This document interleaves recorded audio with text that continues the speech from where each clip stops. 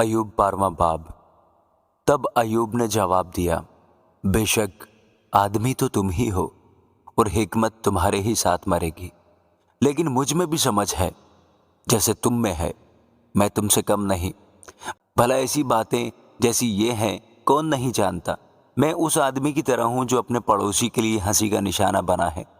मैं वो आदमी था जो खुदा से दुआ करता, वो उसकी सुन लेता था।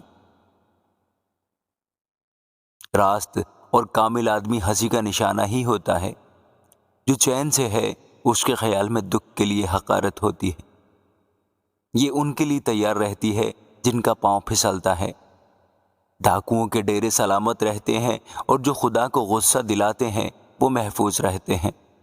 उन्हीं के हाथ को खुदा खूब भरता है। हैवानों से पूछ और वो तुझे सिखाएंगे, और हवा के परिंदों से दरियाफ्त कर और वो तुझे बताएंगे, या ज़मीन से बात कर और वो तुझे सिखाएगी, और समंदर की मछलियाँ तुझसे बयान करेंगी।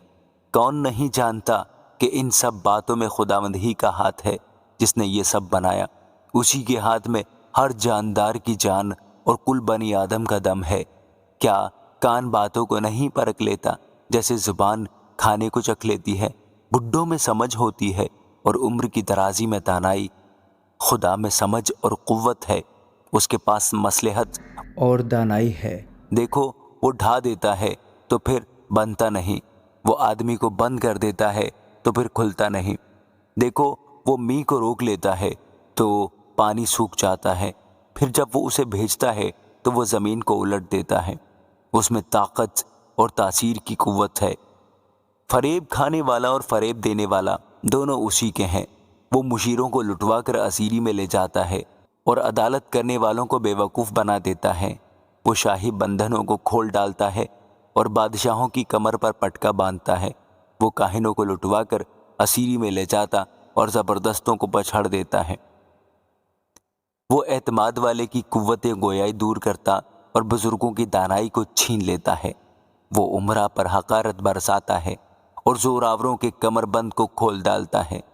वो अंधेरे में से गहरी बातों को आश्कारा करता और मौत के सायों को भी रोशनी में ले आता है।